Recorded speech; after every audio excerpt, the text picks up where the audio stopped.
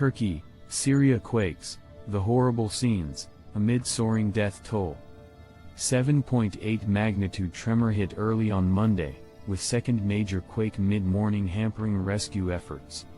One of the strongest earthquakes to hit the area in at least a century killed over 15,000 people when it rocked central Turkey and northwest Syria. Rescue workers are still digging through the debris in freezing conditions.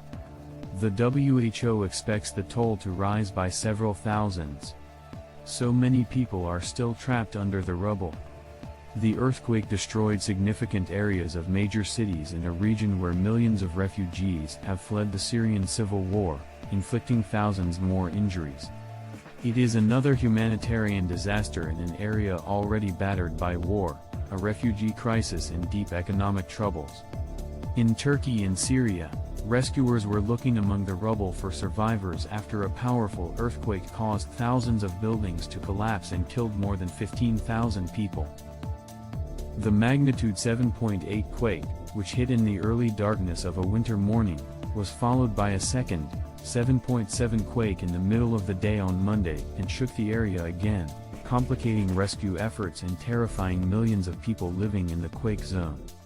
Near the Turkish city of Gaziantep, which has a population of over 2 million, the earthquake struck at 4:17 a.m. local time, 1:17 a.m. GMT, at a depth of approximately 17.9 kilometers, 11 miles.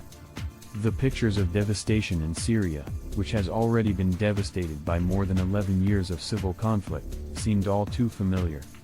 One of the hardest hit regions was northwest Syria, which is governed by the Syrian opposition with Turkish support and has a population of 4.2 million, more than half of whom have been displaced by war. According to the health ministry, more than 15,000 people have died and 60,000 have been injured. Following the significant earthquake that struck Turkey, more than 10 search and rescue teams from the European Union have been dispatched. Along with other countries, the US, UK, Israel, Russia, and China have all made public offers of aid. The medieval and a historic castle there, which had been in use since Roman times, was damaged by the first earthquake, which had its epicenter close to Gaziantep. The International Rescue Committee, IRC, has called for more money to be allocated for humanitarian aid in Syria, claiming that the medical system in the area was already strained beyond capacity, even before this tragedy, and that many people in the northwest of the country have already experienced up to 20 times of displacement. 84 troops from Austria's disaster relief unit will be sent to Turkey to assist with rescue efforts there. Austria will also commit €3 million, $3.2 million, to help assistance agencies carry with their work locally. According to Austria's administration, 3 rescue and recovery teams composed of specialists in logistics, medicine, and hygiene may be sent to 2 different search areas. In addition to 76 search and rescue personnel, Turkey will also receive rescue canines from the UK. Pakistan is sending commodities to Turkey as well as rescue and relief teams. 2 C-130 aircraft are prepared to go for Turkey, one carrying relief supplies and the other carrying 36 people for the search and rescue mission. Israel is supplying Syria with humanitarian aid. Turkey has requested assistance, therefore the Czech Republic is sending a 68-person professional search and rescue team there.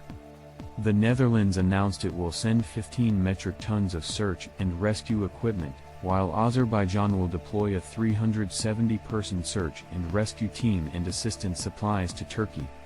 In order to help those affected by the earthquake, the World Health Organization has mobilized its network of emergency medical personnel in Syria and Turkey. Essential health treatment for the injured and most vulnerable affected by the earthquake will be provided by the teams. As rescue workers struggle to locate survivors among the wreckage of collapsed buildings, members of the international community, including NATO and the EU, have offered assistance to the Turkish government in the wake of the disaster. President Recep Tayyip Erdogan declared a 3-month state of emergency in Turkey's 10 affected provinces. The president said in his recent address that, "We are face to face with one of the biggest disasters ever for our region." Let's all say a prayer for the safety of Turkish and Syrian citizens and offer our support in any way we can. Truly difficult times.